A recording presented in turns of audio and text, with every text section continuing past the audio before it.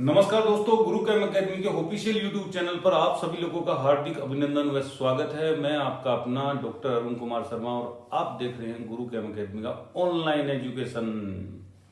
Name reaction की series start हो चुकी है। अपने रिएजेंट पहले से ही अपलोडेड है। दोनों सीरीज को आगे बढ़ाऊंगा, यानी कि अब ऑर्गेनिक में अपन को आगे चलना है, ठीक है कि नहीं है।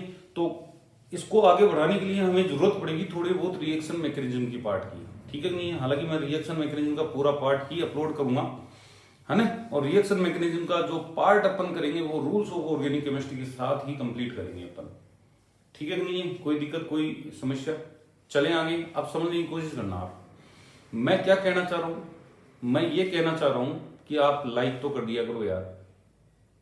समझ में आई बात या नहीं आई? लाइक कर दो, बाकी की आपकी मर्जी। तो हमें यहां पे बेसिकली सबसे पहले जो पढ़ना है वो पढ़ना है इंटरमीडिएट्स। क्या पढ़ने बेटा? इंटरमीडिएट्स पढ़ने हैं अपन को। और रिएक्शन इंटरमीडिएट्स जो हैं, रिएक्शन इंटरमीडिएट्स वो अपने पास 6 टाइप के हैं। Carbocation, carb A9, free radical और कार्बिन। क्या भाई? 4 तो आपके कार्बन कार्बन वाले हैं। फिर है 5th नंबर पे आपका बेंजाइन। बेंजाइन भी आपकी कार्बन की है। और 6th नंबर पे है नाइट्रीन। ये नाइट्रोजन का है। क्या है? नाइट्रीन। और 7th नंबर पे हम देखेंगे आर्टिफिशियल इंटरमीडिएट, जो हम ऑर्गेनिक सिंथेसिस में जानबूझकर बनाते हैं, ये लाइट्स, ठीक है। और 8th नंबर पे है आपका इनेमिन। इनेमिन, ठीक है। ये दोनों येलाइड हाइयर जो लेवल होता है वहां पे एप्लीकेबल होते हैं, वहां पे इंपोर्टेंट रहते हैं। बाकी के अपने 6 तो यूनिवर्सल हैं, 6 इंटरमीडिएट तो यूनिवर्सल है। और इस वीडियो में जो हम बात करेंगे वो कार्बोकेटाइन की करने जा रहे हैं। चले भाई, कोई दिक्कत, कोई समस्या? देखो स्टार्ट करते हैं अपन। नंबर 1 अपन बात करते हैं बेटा कार्बोकेटाइन की। तो ये लो भैया, कार्बोकेटाइन आ गया आपके पास। कार्बोकेटाइन आ गया भाई, कार्बोकेटाइन आ गया, सही बात है। अब पहली चीज, कार्बोकेटाइन आपके 2 टाइप का हो सकता है। एक तो ट्राइवेलेंट और एक हो सकता है पेंटावेलेंट। बड़ी समस्या है, पहली बार सुन रहे हो, लेकिन कोई बात नहीं, कुछ तो सुनो, कुछ तो अलग लो, है ना। दूसरा कौन सा होता है? पेंटावेलेंट, ठीक है। कार्बोकेटाइन का मतलब वो ऑर्गेनिक स्पीशीज जिसके ऊपर पॉजिटिव चार्ज हो। कैटाइन का मतलब पॉजिटिव होता है। तो हम भी यही कह रहे हैं कि ट्राइवेलेंट हो, लेकिन ट्राइवेलेंट के ऊपर कौन सा चार्ज हो? पॉजिटिव चार्ज, ठीक है। ये कितना वेलेंट हो? पेंटावेलेंट हो। और पेंटावेलेंट के ऊपर कौन सा चार्ज हो आपका? पॉजिटिव चार्ज, ठीक है भाई। तो ट्राइवेलेंट वाले को तो अपन बोलते हैं कार्बोनियम आयन। क्या बोलते हैं? Carbonium ion. और जो पेंटावेलेंट होता है उसको बोलते हैं कार्बीनियम आयन। क्या बोलते हैं? कार्बीनियम आयन, ठीक है भाई। ये तो लो लेवल पे समझा है। अब हाई लेवल पे समझो। जो ट्राइवेलेंट होता है उसको अपन बोलते हैं क्लासिकल कार्बोकेटाइन। क्या बोलते हैं? Classical carbocation. इसका मतलब ये हो गया कि यही कार्बोकेटाइन आपने पढ़ा है अभी तक। और इसको बोलते हैं non classical carbocation. Non classical carbocation, इसका मतलब ये कार्बोकेटाइन कुछ अलग होगा, मजा आएगा देखने में। अपन को इसको देखेंगे, क्लासिकल नॉन क्लासिकल कार्बोकेटाइन अपन दोनों देखेंगे। पर एक चीज ध्यान रखना, चाहे कार्बोकेटाइन क्लासिकल हो चाहे नॉन क्लासिकल हो, इन दोनों की स्टेबिलिटी का कंपैरिजन कभी भी नहीं किया जाता। इन दोनों की स्टेबिलिटी का कंपैरिजन कभी भी नहीं किया जाता। ये बात आप अपने जहन में डाल लेना।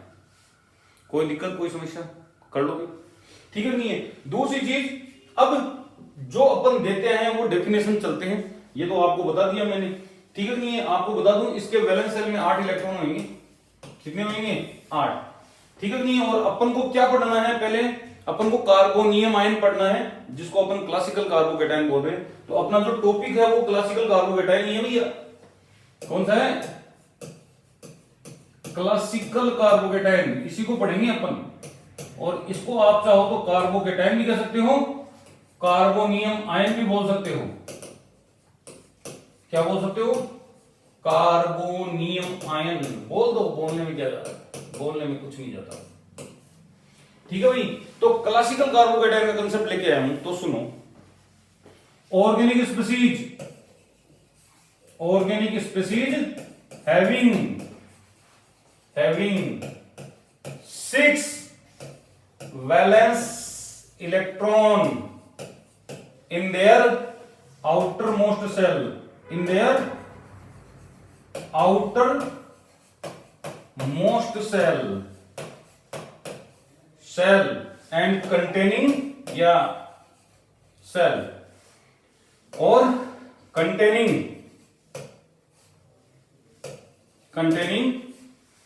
Positive charge. खास बात है, क्या कहलाएगी आपकी? Carbocation, carbocation. क्लासिकल बोल दो, नॉर्मली बोल दो, कोई दिक्कत कोई बात नहीं। तो वो ऑर्गेनिक स्पीसीज जिसके वैलेंस शेल में 6 इलेक्ट्रॉन हो और खुद के ऊपर पॉजिटिव चार्ज रखता हो, वो क्या कहलाएगा? आपका कार्बोकेटायन। लिखते हुए चलना, मैं स्लाइड करूंगा, आगे स्लाइड करूंगा, ठीक है? नहीं है, इसका मतलब ये हो गया, ये देखो आप, ये रहा आपका, दिख रहा है आपको? ठीक है भाई, ये रहा आपका पॉजिटिव चार्ज और इसके 6 इलेक्ट्रॉन देख लो भाई, ये 6 इलेक्ट्रॉन होते हैं इसके पास। तो इसका मतलब 6 इलेक्ट्रॉन होने का मतलब ये हो गया कि इसका ऑक्टेट इनकम्प्लीट है। क्या है भाई? Incomplete octet. बढ़िया बात है, ऑक्टेट इनकम्प्लीट रूप, थोड़ा एक्स्ट्रा फीचर्स आ जाएंगे इसके अंदर। तो भैया जिसका इनकम्प्लीट ऑक्टेट होता है उसको हम इलेक्ट्रॉनिकली डेफिशिएंट मानते हैं, बिल्कुल मानते हैं। इलेक्ट्रॉनिकली डेफिशिएंट क्या मानते हैं? इलेक्ट्रॉनिकली डेफिशिएंट मानेंगे। और जो इलेक्ट्रॉनिकली डेफिशिएंट होती है वो इलेक्ट्रोफाइल की तरह होती है भैया। किसकी तरह होती है? इलेक्ट्रोफाइल की तरह। इसका मतलब ये हो गया, इसका मतलब ये हो गया कि जो इलेक्ट्रॉनिकली डेफिशिएंट है वो इलेक्ट्रोफाइल है, और आपका जो कार्बोकेटायन है वो इलेक्ट्रोफाइल की तरह वर्क करेगा। ये दिमाग में फिट कर लेना, बार बार नहीं बताऊंगा मैं। किसकी तरह वर्क करेगा? ये इलेक्ट्रोफाइल की तरह वर्क करेगा। कौन? कार्बोकेटायन। ठीक है भाई। अब कार्बोकेटायन की और अपन फीचर्स के बारे में चलते हैं। देखो इधर और फीचर्स के बारे में चलते हैं। तो पहला फीचर्स लेके आया हूं मैं कि यहां पे कार्बोकेटायन का हाइब्रिडाइजेशन sp2 होता है, यानी कि sp2 हाइब्रिडाइज्ड होता है। ये sp2 हाइब्रिडाइज्ड, कोई दिक्कत? sp2 हाइब्रिडाइज्ड का मतलब हो गया कि ये ऐसे होता है sp2 हाइब्रिडाइज्ड। और इसके ये जो p ऑर्बिटल है वैकेंट है, इस वैकेंट p ऑर्बिटल में आप, वैकेंट p ऑर्बिटल है, इसमें पॉजिटिव चार्ज डेंसिटी रहती है। कौन सी रहती है बेटा? पॉजिटिव चार्ज डेंसिटी रहती है। और आप देख पा रहे हो कि इसकी जो शेप है, क्या भाई? इसकी जो शेप है, शेप और ज्योमेट्री भी बोल सकते हो आप। क्या बोल सकते हो? ज्योमेट्री भी बोल सकते हो। वो ट्राइगोनल प्लेनर है। क्या है? Trigonal planar. आ गया भाई, देख लो आराम से। sp2 में वही होती है, और ये ट्राइगोनल प्लेनर है भैया। इसकी शेप, तो शेप जिसकी ट्राइगोनल प्लेनर होता है उसका बॉन्ड एंगल 120 डिग्री का होता है। कितने का होता है? 120 डिग्री का होता है। कोई डाउट हो तो बताओ। तो यहां पे बॉन्ड एंगल 120 डिग्री का, कोई दिक्कत? अब अगर मैं लिखूं BF3, तो BF3 आइसो स्ट्रक्चरल है, आइसो स्ट्रक्चरल विद किसके साथ? कार्बोकेटायन। किसके साथ है भाई? कार्बोकेटायन के साथ। ठीक है कि नहीं है? कोई दिक्कत, कोई समस्या? और CH3 plus carbocation and BF3 BH3 ये आइसो इलेक्ट्रॉनिक है, इसमें इलेक्ट्रॉनों की संख्या सेम है, आइसो इलेक्ट्रॉनिक। आप चेक कर लो, CH3 C में कार्बन में कितने इलेक्ट्रॉन होते हैं? 6, हाइड्रोजन के 3, 9, एक गया 8 इलेक्ट्रॉन इसके पास टोटल, और बोरोन के पास 5, 3 किसके? हाइड्रोजन के 8 हो गए, तो 8 इलेक्ट्रॉन की स्पीशीज हो गई ये दोनों की दोनों। टोटल इलेक्ट्रॉन बताया मैंने, वैलेंस इलेक्ट्रॉन नहीं बताया बेटा, ध्यान रखना, वैलेंस तो 6 ही होंगे इसमें। कार्बोकेटाइन के पास 6 वैलेंस इलेक्ट्रॉन ही होते हैं। तो ये कुछ चीजें थी जो हमें पता होनी चाहिए किसके बारे में, अबाउट द कार्बोकेटाइन। दूसरी चीज अब समझना, ट्राइगोनल प्लेनर है, क्या है भाई? ट्राइगोनल प्लेनर है, तो हम कैसे मान ले ट्राइगोनल प्लेनर है? प्रूफ समझ में आई? प्रूफ क्या होगा इसका, ट्राइगोनल प्लेनर का बता रहा हूं प्रूफ। तो भैया प्रूफ ऑफ ज्योमेट्री बता रहे हैं अपन, किसकी बात कर रहे हैं? हाँ जी, proof of geometry, trigonal planar geometry, planar geometry proof. इसका प्रूफ क्या है कि ये ट्राइगोनल प्लेनर ज्योमेट्री रखता है कौन? कार्बोकेटाइन। तो देखो पहला प्रूफ है इसका स्टीरियोकेमिकल प्रूफ, स्टीरियोकेमिकल प्रूफ। तो स्टीरियोकेमिकल प्रूफ में हमने क्या लिया? स्टीरियोकेमिकल प्रूफ में हमने क्या लिया वो समझने की कोशिश करना। हमने एक रिएक्शन ली जिसमें कार्बोकेटाइन बनता है, और हमने क्या किया, उस कार्बोकेटाइन पर जो ग्रुप लगे हुए सारे अलग अलग कर दिए। ये लो, यहां पे मैंने R1 ग्रुप लगाया, यहां पे मैंने क्या लगाया, R2 ग्रुप, और यहां पे मैंने लगाया R3 ग्रुप, और ये रहा आपका ऑर्बिटल जिसके ऊपर पॉजिटिव चार्ज है, कोई दिक्कत। और हमने क्या किया है भाई, इलेक्ट्रॉन न्यून है, इलेक्ट्रोफाइल है, तो न्यूक्लियोफाइल अटैक करेगा इसके ऊपर, करवाते हैं न्यूक्लियोफाइल का अटैक, है भाई। तो न्यूक्लियोफाइल का जब अटैक करवाया हमने इसके ऊपर, न्यूक्लियोफाइल छोड़ा, तो न्यूक्लियोफाइल ने कभी तो इधर से अटैक किया और कभी न्यूक्लियोफाइल ने इधर से अटैक किया। तो इसका मतलब दो टाइप के प्रोडक्ट हमारे पास बने, और वास्तव में बने, वास्तव में दो टाइप के प्रोडक्ट अपने पास बने। एक प्रोडक्ट में न्यूक्लियोफाइल कुछ ऐसे लगा हुआ था इधर की साइड, हाँ भाई, इधर की साइड लगा हुआ था, ठीक है भाई। R1 R2 इधर है और R3 इधर है, न्यूक्लियोफाइल इधर लगा हुआ था, स्टीरियो सेंटर बन गया, और एक बार न्यूक्लियोफाइल इधर लगा हुआ था, स्टीरियो सेंटर बन गया। देखो इधर,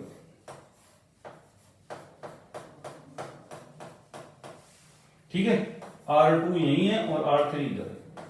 तो हमने ये दोनों के लिए पाया कि ये दोनों एनेंशियोमर है, क्या है? तो यहां पे क्या बने, पेयर ऑफ एनेंशियोमर बने, पेयर ऑफ इनेंशियोमर बने, क्या बने? पेयर ऑफ इनेंशियोमर बन गए हैं यहां पे, कोई दिक्कत कोई समस्या? Stereochemical proof. और ये जो पेयर ऑफ इनेंशियोमर बने हैं, एक बना है R और एक बना है S कॉन्फ़िगरेशन का। इनका जब हमने देखा कि कितना परसेंटेज है, तो हमने पाया कि भाई 50-50% है। और ये 50-50% बनने का मतलब हो गया कि ये क्या रखता है, एक अनेंशियोटोपिक फेस रखता है, अनेंशियोटोपिक फेस ट्राइगोनल फेस। समझ में आई? ये तो हो गया आपका स्टीरियोकेमिकल प्रूफ कि आपका R और S 50-50% बन रहा है, इसका मतलब दो फेस है इसमें, ठीक है नहीं है? दो फेस है, दो फेस प्लेनर स्ट्रक्चर की ही फेस होती है, ठीक है नहीं है? और दूसरा जो अपन ने प्रूफ देखा, वो देखा रीजियो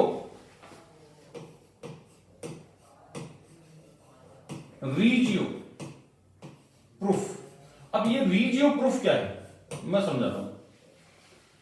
हम क्या करें, मान लो कि कोई प्लेनर है और उसको मोड़ के रखें, तो मुड़ सकता है क्या? वो नहीं मुड़ेगा। अगर कोई प्लेनर है तो एक लिमिट तक ही मुड़ सकता है, ज्यादा नहीं मुड़ सकता। तो उसको हमने क्या किया, किसी पर्टिकुलर क्षेत्र में रख के देखा कि वो मुड़ सकता है नहीं मुड़ सकता, ठीक है नहीं है? तो हमने ये चेक किया कि हम इस पॉजिटिव चार्ज को किसी ब्रिज कार्बन की ब्रिजेड पोजीशन पे लगाए, ब्रिज कंपाउंड की ब्रिजेड पोजीशन के ऊपर क्या टिकाएं अपन, कार्बोकेटायन बनाएं। तो हमने ये देखा कि ये ब्रिजेड पोजीशन पर कार्बोकेटायन एडजस्ट ही नहीं कर रहा। क्यों नहीं कर रहा? क्योंकि ये तो मुड़ी हुई है। क्या है? मुड़ी हुई है। क्यों मुड़ी हुई है? देखो आप, ये दोनों तो एटम प्लेन में हम मान लेते हैं, लेकिन ये ब्रिज बनाने के लिए तिरछा जाएगा, तो प्लेन तो है ही नहीं समझ में आई बात? तो ये थोड़ा सा क्या हो गया, बेंट हो गया। तो इस कारण से ये जो इसकी स्टेबिलिटी हमने चेक की, किसकी? इसकी स्टेबिलिटी। और ये 3 डिग्री है, तो कोई 3 डिग्री कार्बोकेटायन अपन लेके आए और हमने ये पाया कि ये दोनों में से इसकी जो स्टेबिलिटी होती है, स्टेबिलिटी वो 3 डिग्री कार्बन की है इसके कंपैरिजन में। ठीक है नहीं है? भले ही इससे कम अल्फा हाइड्रोजन है, कोई दिक्कत वाली बात नहीं है, लेकिन कुल मिला के बात यह है कि रिजियो प्रूफ में हमें यह पता लगा कि कार्बोकेटायन कभी भी ब्रिजेड पोजीशन पर एग्जिस्ट नहीं कर सकता। लेकिन फिर भी लोग करवाते हैं। तो चलो बात कर लेते हैं इसकी। देखो इधर, जैसे जैसे आप इस ब्रिजेड में कार्बन संख्या बढ़ाते हुए चलोगे, नंबर ऑफ कार्बन आप बढ़ाते हुए चलोगे, वैसे वैसे सिस्टम किधर चलेगा, प्लेनरिटी की ओर मूव करेगा। ये देखो आप, जैसे जैसे आप यहां पे number of carbon atom involve करोगे, वैसे वैसे क्या होगा बेटा, क्या होगा बताओ? सिस्टम प्लेनर होने की कोशिश करेगा, प्लेनरिटी की ओर मूव करेगा। तो इधर से इधर चलने पर प्लेनरिटी मूव कर रही है, प्लेनरिटी इंक्रीज करती है। और प्लेनरिटी जब इंक्रीज करती है, ढंग से समझना, प्लेनरिटी इंक्रीज करेगी तो आपकी स्टेबिलिटी इंक्रीज होगी।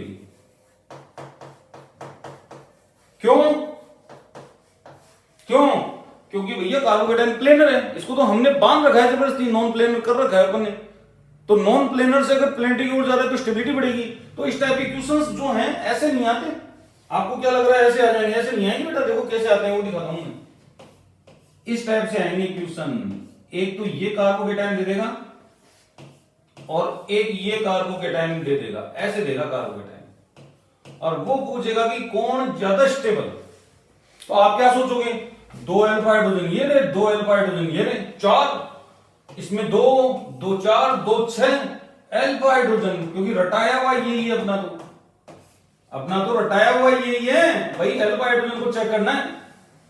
समझ में आई बात? और यहां पे स्टेबिलिटी के हिसाब से ये हो गया। लेकिन हम अच्छी तरह जानते हैं जब खोल के लिखेंगे तो ये तो चेयर फॉर्म में है, होने तो चेयर फॉर्म में, क्या दिक्कत हो गई? प्लेनर तो है ना, ठीक है नहीं है? और ये वाला ब्रिजेड पोजीशन ब्रिजेड में है और ये नॉन प्लेनर है, तो इस हिसाब से स्टेबिलिटी किसकी हुई ज्यादा? इसकी। लगती किसकी है? इसकी, लेकिन है किसकी? इसकी। थोड़ा सा दिमाग लगाना, कर लोगे, कोई दिक्कत, कोई समस्या? अब चलते हैं अपन type and stability of carbocation की। अपने पास कितने टाइप के कार्बोकेटायन है और उनकी स्टेबिलिटी कैसे दी जाती है। तो ध्यान रखना, मैं कोई नया कंसेप्ट नहीं बताऊंगा आपको, मैं एरियो ही बताऊंगा। एरियो देखा है आपने कॉन्जुगेट बेस की स्टेबिलिटी के लिए? एरियो देखा है ना, एरियो, बस वो ध्यान रखना। और मैं आपको बता दूं कि हमें इनकी स्टेबिलिटी के लिए डिटरमाइन करने के लिए हमें बहुत सारी चीजें हैं जो पता होनी चाहिए। जैसे एरोमेटिसिटी का पता होना चाहिए, रेजोनेंस का पता होना चाहिए, इंडक्टिव इफेक्ट का पता होना चाहिए, हाइपर कॉन्जुगेशन का पता होना चाहिए, समझ में एस परसेंट करेक्टर का पता होना चाहिए। ये सारी चीजें अपन को पता होनी चाहिए, ये मैं पढ़ा चुका हूं, ठीक है नहीं है? तो किसी को भी अगर चाहिए कि नहीं सर मेरे को तो वो पहले करनी है, ये बाद में करनी है, तो भैया डिस्क्रिप्शन बॉक्स में पूरी की पूरी प्लेलिस्ट की मैं लिंक दे दूंगा, आराम से बैठ के तसल्ली से देखना। इस एरियो को याद रखना, आप एरियो से स्टेबिलिटी आप डिटरमाइन कर सकते हो। कैसे? अब समझने की कोशिश करना। मैं आप बार बार एक चीज बताता हूं कि आर एच आई अपना फैक्टर डोमिनेंट होता है, आर एच और आई ये है। तो इसका मतलब आप क्या भूल गए यहां पे? एच भूल गए क्या? भूल गए एच? देख लो आराम से, भूल गए एच? भूल गए ना? और सबसे लेस स्टेबल एंटी एरोमेटिक होते हैं। तो एरियो के बाद में आपने क्या है, किसको भूल गए? एंटी एरोमेटिक को भूल गए। बाकी के कंसेप्ट बिल्कुल फिक्स है। सबसे ज्यादा एरोमेटिक स्टेबल होगा कौन होगा? एरोमेटिक, सबसे ज्यादा एरोमेटिक होगा। तो मेरे को एक चीज बताओ, अगर कोई सबसे ज्यादा स्टेबल है तो उसकी क्या इच्छा करेगी? बनाना खाने की। क्या खाने की इच्छा करेगी? बनाना, केला खाने की। तो फिर बनाना बॉन्ड वाला स्टेबल है, बनाना बॉन्ड। सही बात है कि नहीं है? और इन रेजोनेंस के ऊपर जो पाई इलेक्ट्रॉनों का डीलोकलाइजेशन है, उनके रेजोनेंस के ऊपर लोन पेयर स्टेबलाइजेशन भारी पड़ता है। कौन भारी पड़ता है बेटा? Lone pair stabilization, lone pair stabilization, lone pair stabilization, stabilization. तो बेसिकली आपको कितने फैक्टर याद रखने हैं? नंबर 1, देखो आराम से चलो।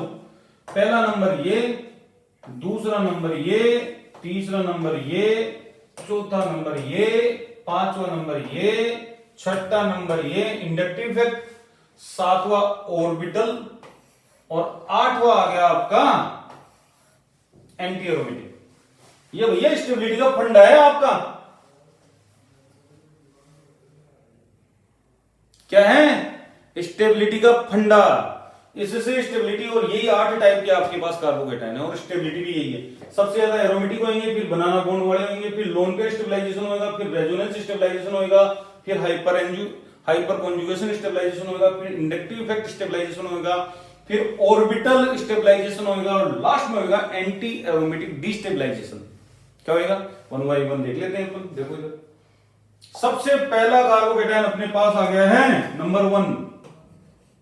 नंबर 1 आ गया भाई एरोमेटिक या aromaticity, aromaticity stabilized carbocation, stabilised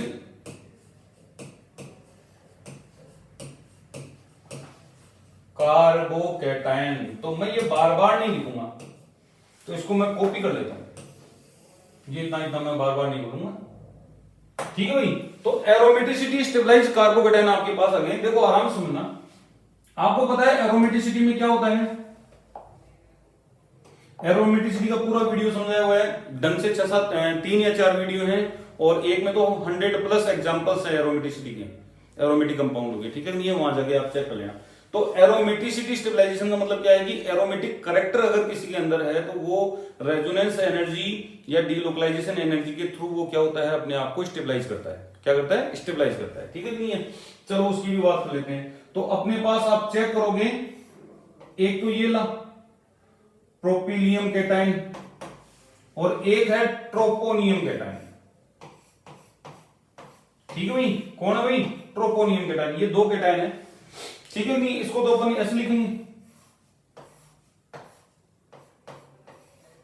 और इसको अपन ये ऐसे लिखेंगे। ओहो, ये फिर गलत कर दिया मैंने, बोला नहीं लगाना।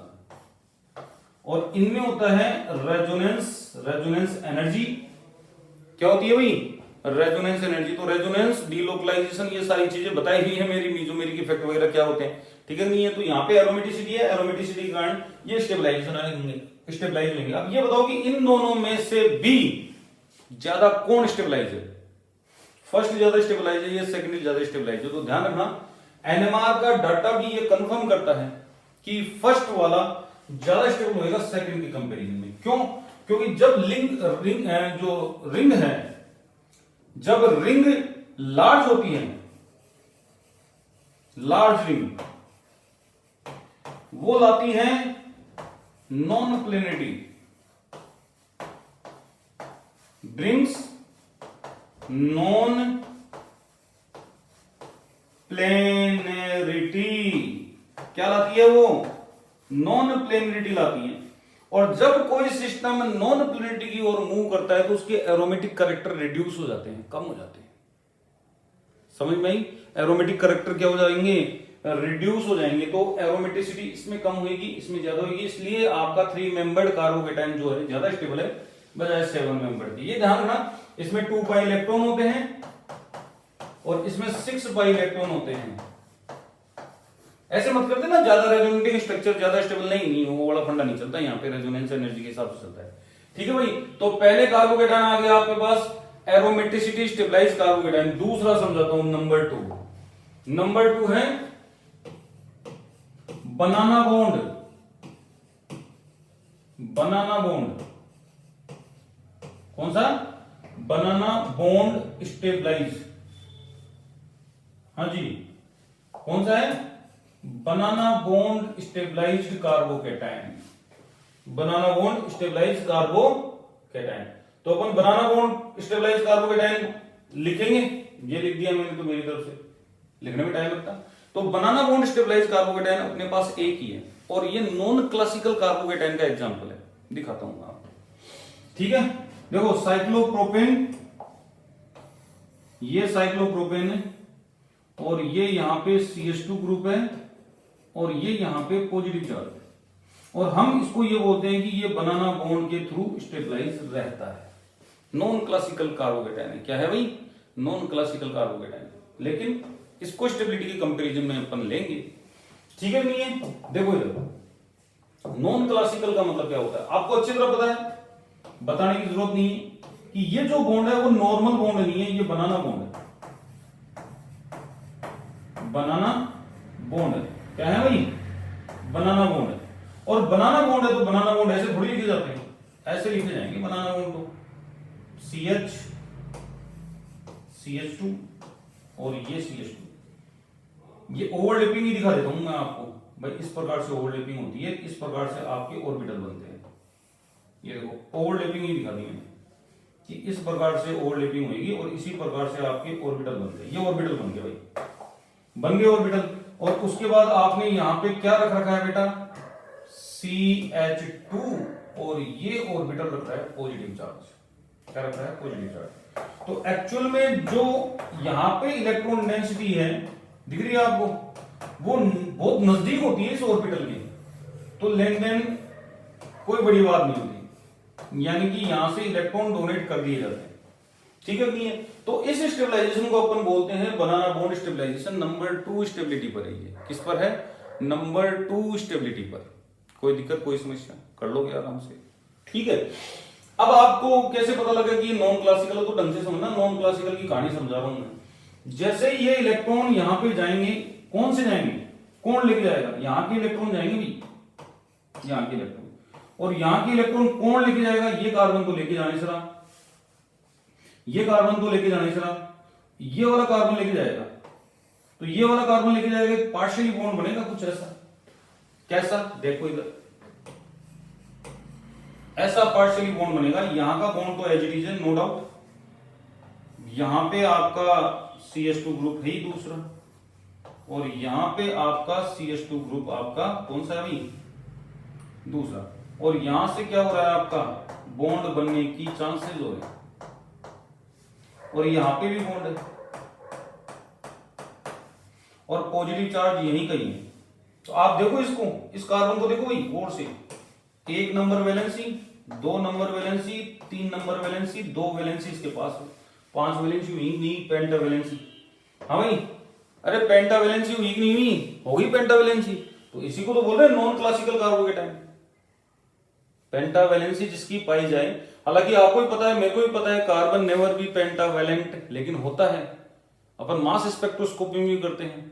ठीक है नहीं है? जैसे ये मिथेनियम आयन, अगर किसी को पता हो केमिकल आयोनाइजेशन उसमें बनता है, बनता है तो बनता है, क्या करें, केमिकल आयोनाइजेशन उसमें बनता है। और ये कार्बोनियम आयन है आपका। क्या है? Carbonium ion. ये भी आपका कार्बोनियम आयन है, नॉन क्लासिकल की कैटेगरी में आएगा।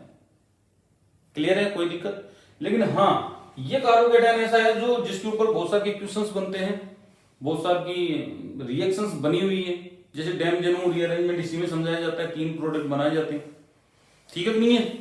तो इसलिए हमने इसको यहां कंसिडर किया है, बाकी का हमारा कोई ऐसा कोई वो नहीं था कि इसको भी कंसिडर करें। क्लियर है? तो बनाना बॉन्ड स्टेबलाइजेशन जो है बहुत इजी स्टेबलाइजेशन है।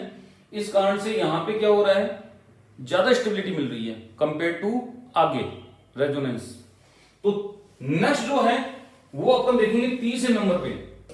तीसरे नंबर पे कौन भाई? Lone pair stabilized carbocation. हाँ भाई, लोन पेयर स्टेबलाइज्ड कार्बोकेटाइन। आगे ये चलो भाई, lone pair stabilized carbocation, lone pair stabilized carbocation. हाँ भाई, हैं? अच्छा, तो देखो इधर यदा कदा क्या होता है, कहीं पे पॉजिटिव चार्ज होता है और कोई ऐसा ग्रुप या ऐसा कुछ भी जुड़ा हुआ हो जिसके ऊपर लोन पेयर होता है, एक हो, दो हो, डजन मैटर, लोन पेयर होता है और वो लोन पेयर अपने डोनेट कर सकता है, तो इसका भला हो जाएगा। क्या हो जाएगा? इसका भला हो जाएगा। ऐसे कार्बोकेटाइन एक दो नहीं, तीन तीन पाए जाते हैं। देखो कौन कौन से। पहला है ऑक्सीजन सब्स्टिट्यूटेड कार्बोकेटाइन। देखो oxygen substituted carbocation, oxygen substitute है यहां पे और ये स्टेबलाइज कर रहा है इसको। दूसरा है नाइट्रोजन सब्स्टिट्यूटेड कार्बोकेटाइन। नाइट्रोजन जो है वो इसको स्टेबलाइज करेगा अपने लोन पेयर द्वारा। ठीक है भाई। और तीसरा भी जो है वो आपका कौन सा है? ऑक्सीजन सब्स्टिट्यूटेड ही मान लो आप। ये देखो लोन पेयर स्टेबलाइज, और इनकी स्टेबिलिटी का फंडा मैंने सारा रेजोनेंस में करवाया हुआ है, वहां जाके देखो। ठीक है नहीं? और भी एग्जांपल ले सकते हो, देखो आराम से। ये देखो लोन पेयर स्टेबलाइजेशन। ठीक है, lone pair stabilization, lone pair stabilization. Anomeric effect में भी देखा था आपने, देखा था नहीं देखा था? वो लिविंग ग्रुप को निकाल रहा था, क्यों? लोन पेयर स्टेबलाइजेशन है वहां पे कार्बोकेटाइन का। कोई डाउट, कोई समस्या? बिल्कुल इजी सा कंसेप्ट है। तो ये लोन पेयर स्टेबलाइज्ड कार्बोकेटाइन है और ये आपके पाई बॉन्ड स्टेबलाइजेशन से ज्यादा इफेक्टिव है, इसलिए इनको आगे रखा हुआ है स्टेबिलिटी में। ठीक है भाई। अब नेक्स्ट जो चलते हैं अपन, चलते हैं बेटा, किसकी बात करेंगे? Fourth resonance stabilized carbocation. Resonance stabilized carbocation. तो रेजोनेंस स्टेबलाइज्ड कार्बोकेटाइन का मतलब क्या हुआ? जिसमें रेजोनेंस हो रहा है, तो पीछे क्या धनिया चटनी कूट रहे थे कि अपन, पीछे भी रेजोनेंस ही हो रहा था, लेकिन यहां पे पाई बॉन्ड का रेजोनेंस देखना है अपन को। क्या देखना है? पाई बॉन्ड का रेजोनेंस। एक चीज ध्यान रखना, वो क्या, मैं समझा देता हूं आपको। देखो इधर, ये आपका जो कार्बोकेटाइन है, ये जो कार्बोकेटाइन है, कौन है ये कौन है? ये बेंजाइलिक कार्बोकेटाइन। कौन है? Benzylic carbocation, benzylic carbocation. ठीक है भाई। और एक और रेजोनेंस स्टेबलाइज अपन कर रहे हैं, ये एलाइलिक कार्बोकेटाइन है। क्या है? Allylic carbocation. ध्यान रखना इसको, एलाइलिक कार्बोकेटाइन, कार्बोकेटाइन। क्लियर है? कोई दिक्कत, कोई समस्या? इनकी स्टेबिलिटी अपन देखेंगे, अभी देखेंगे। ठीक है नहीं? तो स्टेबिलिटी में इन दोनों में से कौन ज्यादा स्टेबल होगा? ऑब्वियसली बेंजाइलिक होता है। ठीक है नहीं? एक चीज और ध्यान रखना, मैं बता देता हूं आपको। 3 डिग्री कार्बोकेटाइन इन दोनों का काका है, मतलब ताऊ। काका नहीं, ताऊ बड़ा होता है ना, ताऊ। इन दोनों का ताऊ है। और 3 डिग्री कार्बोकेटाइन जो होता है इन दोनों से ज्यादा स्टेबल होता है।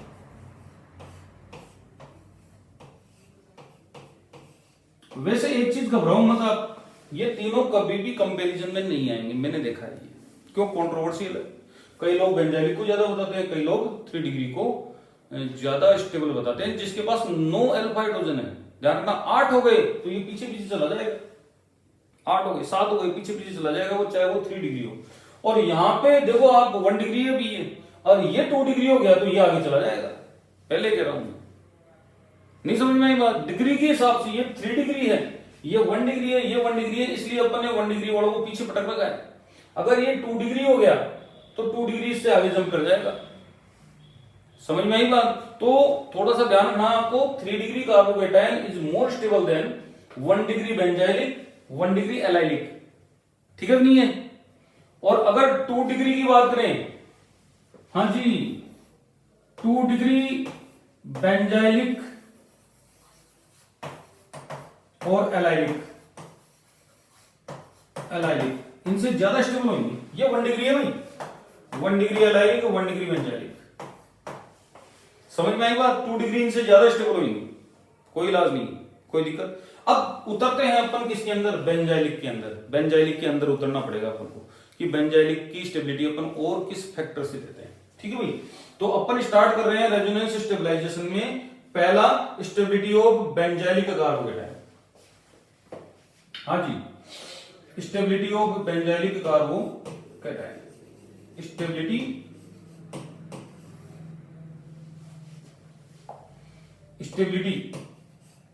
Of benzylic carbocation.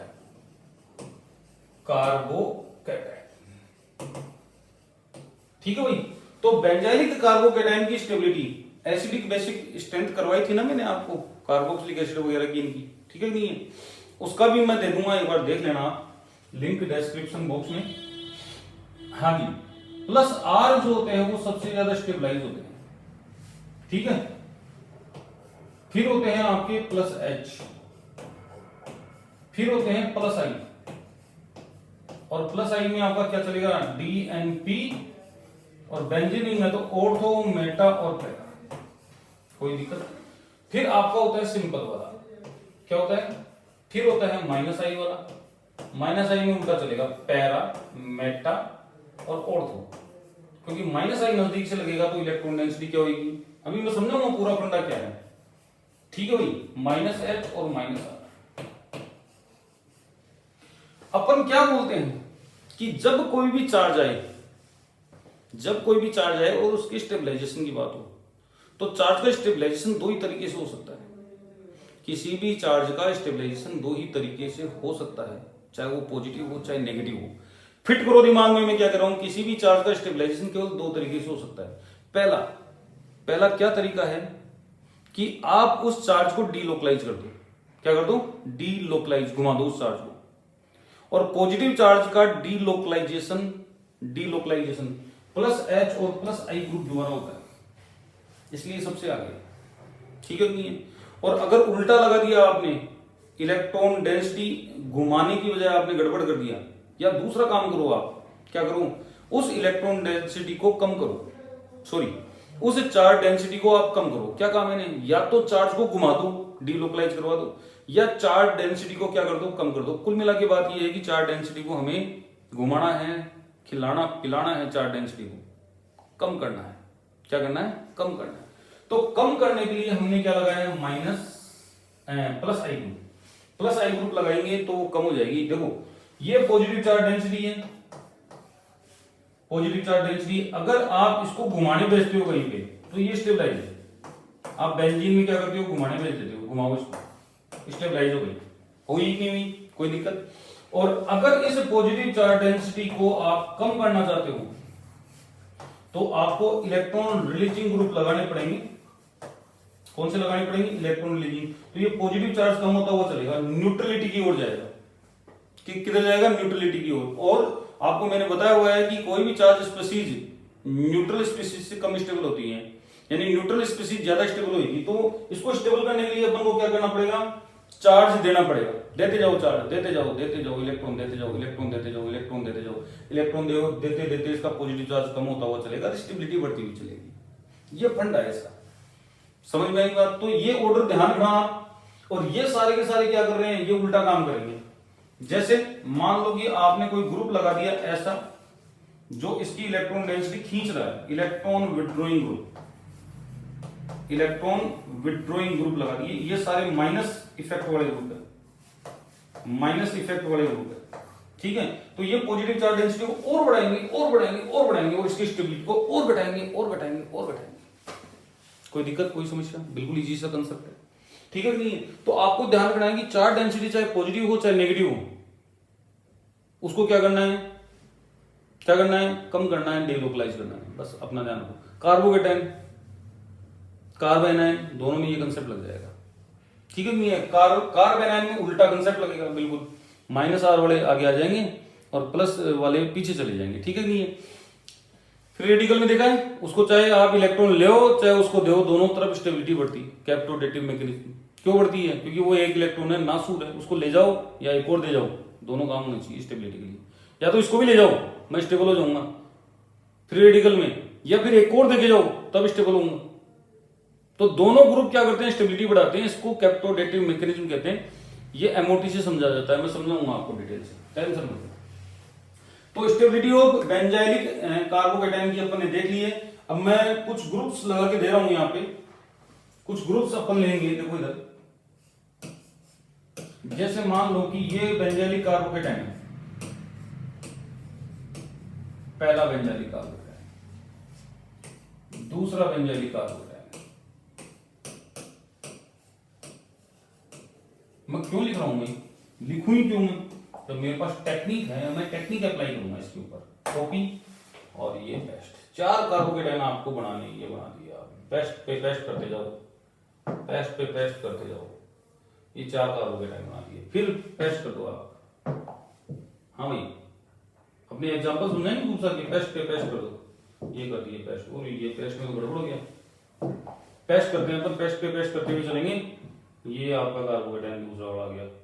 अच्छा, इतनी क्यों लफड़े करें अपन, इसको और भी छोटा कर सकते हैं अपन। कैसे, इस पूरे को ही कॉपी कर लाओ ना, यहाँ से लेकर यहाँ तक, तो एज इट इज ये अपना काम हो जाएगा। ये देखो, ये कॉपी और ये रहा पेस्ट, पेस्ट, ये लो भाई पेस्ट कर दिया। ठीक है, कोई दिक्कत, 2 तो इधर आ गए और 2 अगले पेज पे ले जाता हूँ, फिर वापस आ जाऊंगा इस पेज पे। 4 एग्जाम्पल समझाए, आपका काम हुआ। 5 समझा देंगे यार, क्या दिक्कत हो गई, क्यों आप टेंशन ले रहे हो। ये 4 तो ये आ गए, और ले लो। अरे आ जा रही, ये आ गया। अब हम क्या करेंगे, हो गए भाई, कोई दिक्कत कोई समस्या। अब देखो इधर,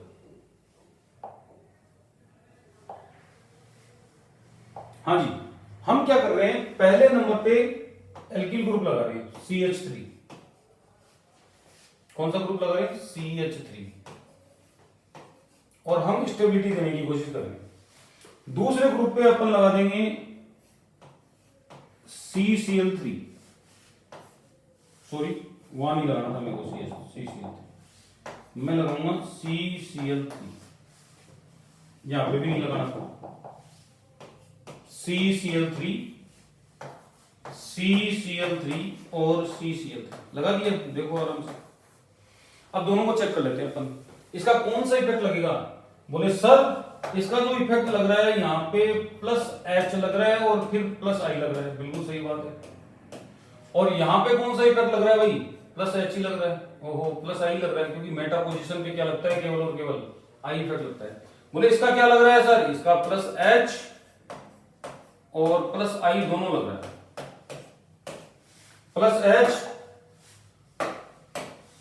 और +I दोनों लग रहा है, बहुत बढ़िया बात। ठीक है, तो मेरे को स्टेबिलिटी चाहिए इसकी, तो मेरे को पता है कि ये वाला और ये वाला इन दोनों से ज्यादा स्टेबल होगा। क्यों होगा, देख लो, +H है दोनों के पास, तो +H है, तो इन दोनों में से कौन ज्यादा स्टेबल होगा भाई। आप चारों की एक साथ स्टेबिलिटी नहीं, टुकड़ों में होती है स्टेबिलिटी डिसाइड। आप पहले 2 को उठाओ जो बाकी के सबसे ज्यादा स्टेबल होंगे, फिर उन दोनों की स्टेबिलिटी असाइन करो आप। तो ये दोनों ज्यादा स्टेबल है किसके कंपैरिजन में, इन दोनों के कंपैरिजन में। तो इन दोनों को उठा लिया अपन ने, उठाने के बाद हमने क्या लगा कि भैया यहाँ पे +I दूर है, जबकि +I नजदीक वाला ज्यादा स्टेबलाइज करेगा इसको, तो इसका मतलब और थोड़ा सबसे ज्यादा स्टेबल है, फिर पैरा वाला है। अब इन दोनों की स्टेबिलिटी बताओ, इसमें कोई भी इफेक्ट नहीं है, इसमें +I लग रहा है, तो इसका मतलब क्या हो गया, मेटा वाला उसके बाद ज्यादा स्टेबल है, और सबसे ज्यादा सिंपल वाला, सबसे कम कौन है, सिंपल वाला। अब इसका देखेंगे अपन, बोले सर इसका आप लगा रहे हो -H और -I, बहुत बढ़िया बात लगा लो। यहां पे क्या लगेगा, -I, और यहां पे क्या लगेगा, -H और -I दोनों लगेगा। तो सबसे पहले अपन देखते हैं अपने उसके हिसाब से, तो भैया सिंपल सबसे ज्यादा स्टेबल आ रहा है, बिल्कुल आ रहा है सिंपल सबसे ज्यादा स्टेबल, आने दो। फिर देखेंगे अपन, अरे यार इसके पास -H है, इसके पास -H है, गड़बड़ काम। तो अपन किसको पकड़ेंगे, -I वाले को। -I वाला कौन है, मेटा, सबसे ज्यादा स्टेबल है। ठीक है, इन दोनों में जब चेक करेंगे -I बराबर हो गया, तो -H बराबर हो गया, दोनों में क्या हो गया बेटा, -H बराबर हो गया। -I जो है यहां पे किससे लग रहा है, नजदीक से लगेगा तो ज्यादा इलेक्ट्रॉन विड्रॉ करेगा, और दूर से जब लगेगा ये तो विड्रॉल करते करते ये इफेक्ट नेग्लिजिबल हो जाएगा। मैंने आपको क्या कहा, 3 4 कार्बन बाद में जो आई इफेक्ट आपका नेग्लिजिबल हो जाता है। इसका मतलब ये ज्यादा स्टेबल होगा आपका पैरा वाला, और सबसे कम स्टेबल कौन सा होगा, ऑर्थो वाला। कोई डाउट, कोई समस्या? हो गया भाई एग्जांपल कंप्लीट? समझ में आया? नहीं आया तो कमेंट बॉक्स में जाके बताना, और आ जाए तो भी बताना। अब हम लगा रहे हैं बेटा NO2 ग्रुप। कौन से ग्रुप लगा रहे हैं? NO2 ग्रुप लगाओ। देखो NO2 ग्रुप, NO2 ग्रुप लगाओ आप। ये लगा दिया NO2 ग्रुप, और ये लगा दिया NO2 ग्रुप लगाया तो हमने ये देखा कि यहां पे इसका -R और -I दो इफेक्ट लग रहे हैं। यहां पे केवल लग रहा है -I, और यहां पे कौन सा इफेक्ट लग रहा है भाई? यहां पे -R और -I दोनों लग रहे हैं। तो वही चीज सब में माइनस माइनस है, केवल पहले वाले में कुछ भी नहीं है तो सिंपल सबसे ज्यादा स्टेबल होगा। फिर इसमें केवल -I है तो मेटा वाला सबसे ज्यादा स्टेबल होगा। ठीक है नहीं है? इन दोनों में कंपैरिजन करेंगे, वो -I पास में है क्योंकि मतलब -R इक्वल हो गए दोनों के। दोनों के -R क्या हो गए बेटा? इक्वल हो गए। तो इसका मतलब ये हो गया कि -I यहां पे ज्यादा लगेगा, इसको डिस्टेबल करेगा। तो यहां पे क्या आएगा बेटा? यहां पे क्या आएगा? हाँ जी, इसका बताओ देखिए, पैरा वाला। और फिर किसका आएगा? ऑर्थो वाला, सबसे कम स्टेबल। अब यहां पे अपन लगा रहे हैं बेटा कौन से ग्रुप? यहां पे अपन ग्रुप लगाएंगे OCH3 ग्रुप। कौन सा ग्रुप लगाएंगे? OCH3 group. लगाओ OCH3 ग्रुप, लगा दो OCH3 ग्रुप, कोई दिक्कत? और OCH3 ग्रुप जब अपन लगाएंगे तो अपन इफेक्ट भी चेक करेंगे। तो भैया लोन पेयर है +R, वाह भाई वाह, मजा आ गया। साथ में -I, रिश्वतखोर, लोन देता है लेकिन वापिस थोड़े 5-7 हजार रुपए रिश्वत के खाता है। यहां पे ये प्योर ही रिश्वतखोर है, देखो देता वेता कुछ भी नहीं है। और यहां पे लोन पेयर जाएंगे अंदर, यानी कि +R है इस ग्रुप का और -I है। तो सबसे पहले कंपेयर करो आप +R, बोले सर ये भी +R वाले इन दोनों से ज्यादा स्टेबल होंगे। अब इन दोनों में कंपेरिजन करो, +R दोनों का इक्वल है, +R दोनों का क्या है भाई?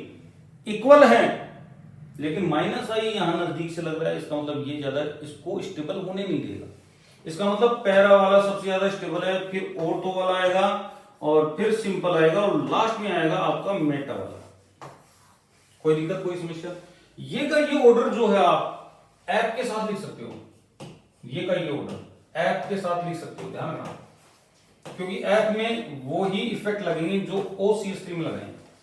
समझ में आई बात? फिर अपन बात करते हैं हैलोजन की,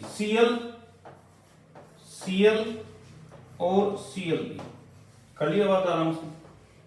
जब Cl का अपन लगा रहे हैं, चांस तो लेंगे ना, क्या दिक्कत होगी? तो Cl का मैंने क्या बताया था आपको, केवल और केवल ClBrI का क्या कंसीडर करना है? -I कंसीडर करना है। इनका +R इतना डोमिनेंट नहीं होता जितना -I होता है। ठीक है नहीं है? हाँ जी। तो आप जब चेक कर रहे हो तो आपको आंसर मिल गया होगा।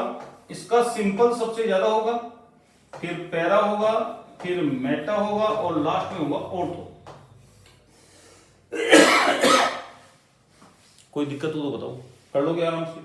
ये बेंजाइलिक कार्बोकेटाइन की स्टेबिलिटी खत्म है आपकी। ठीक है नहीं है? चलती रहेगी, और कोई दिक्कत बड़ी बात नहीं है। ये एग्जांपल्स देख लेना, आप नहीं समझ में आए तो मेरे को स्क्रीनशॉट लेके भेज देना, मैं आपको समझा दूंगा। कार्बोकेटाइन की स्टेबिलिटी हो गई भाई बेंजाइलिक की।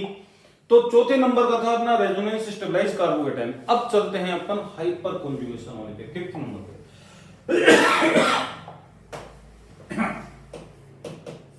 हाँ जी, 5th नंबर क्या है? Hyper conjugation. Hyper conjugation, conjugation stabilised carbocation.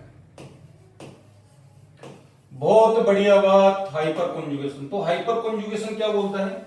Hyper conjugation बोलता है कि स्टेबिलिटी ऑफ कार्बोकेटाइन,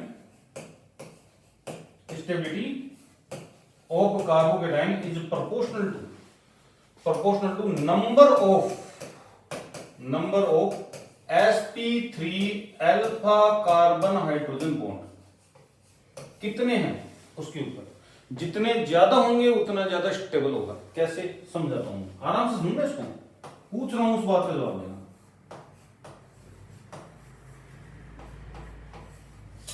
इसके पास कितने अल्फा हाइड्रोजन है? आपका जवाब होगा सर 3। तो अगर मैं अल्फा हाइड्रोजन बढ़ाऊं तो क्या स्टेबिलिटी बढ़ेगी? बिल्कुल बढ़ेगी। Alpha hydrogen 6। क्या और बढ़ाऊं? बिल्कुल बढ़ाओ, जितने बढ़ा सकते हो, क्या दिक्कत हो गई आप? और बढ़ाओ आप, कौन मना कर रहा है? आप और बढ़ाओ। अल्फा हाइड्रोजन 9 हो गया साहब। तो इसका मतलब इनकी स्टेबिलिटी का ऑर्डर भी यही होगा, कोई दिक्कत? और अगर CH3 के साथ कंपेयर करूं तो भी, क्योंकि CH3 में अल्फा हाइड्रोजन कितने हैं? 0। तो ये ऑर्डर चलेगा आपकी स्टेबिलिटी का। ये कौन से हैं? Hyper conjugation stabilise carbocation. ठीक है नहीं है? अब इसके और एग्जांपल अपन लेते हैं। देखो और एग्जांपल लेते हैं। ये आप उतार लेना बेटा, उतारते हुए चलो, सबको साथ साथ धीरे धीरे करवा रहा हूं आराम से। अब देखो इधर चेक करो, पूछ रहा हूं, उस बात पर जवाब देना बस तुम।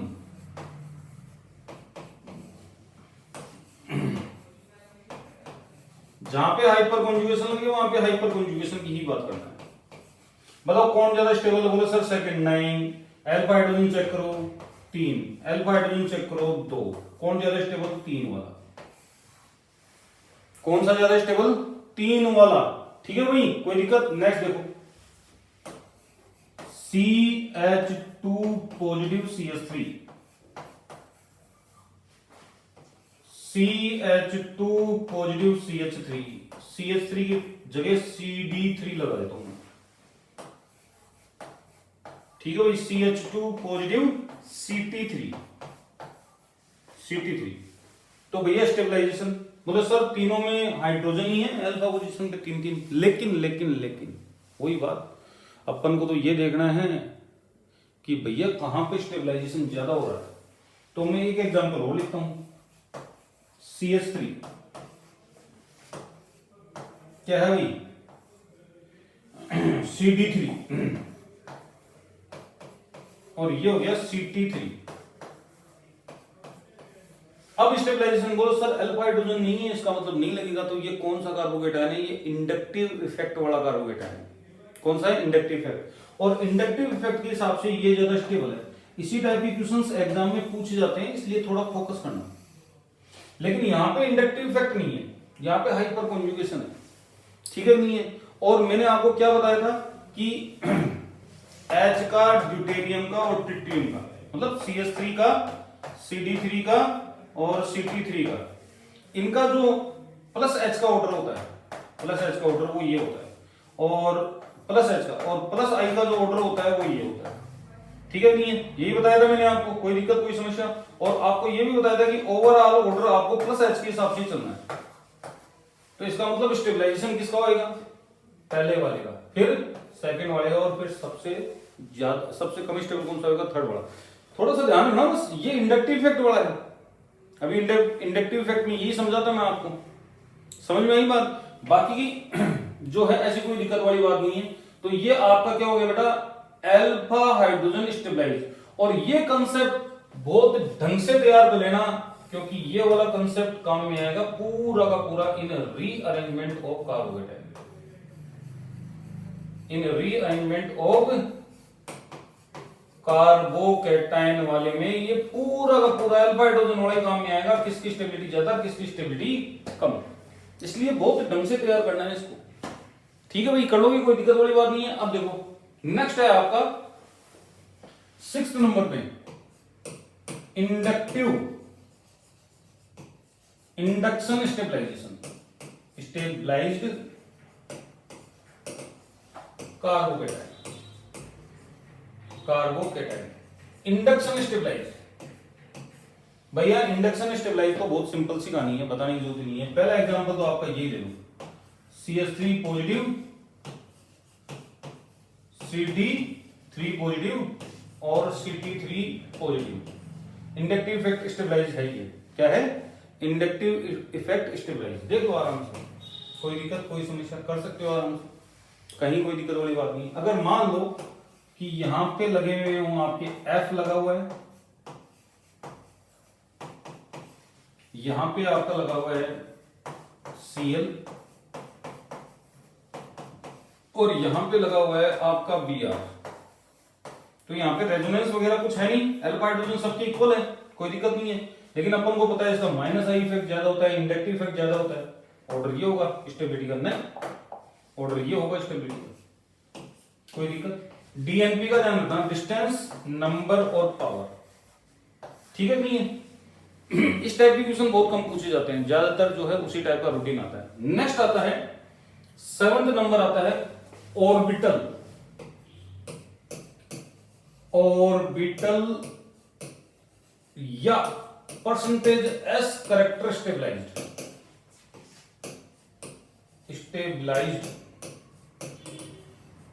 कार्बोकेट है, ठीक है नहीं है। तो ऑर्बिटल स्टेबलाइजेशन में क्या आएगा, देखो इधर आप चेक करो एक बार, अल्फा हाइड्रोजन मत चेक करो आप एक बार, आप ऑर्बिटल के स्टेबलाइजेशन को चेक करो।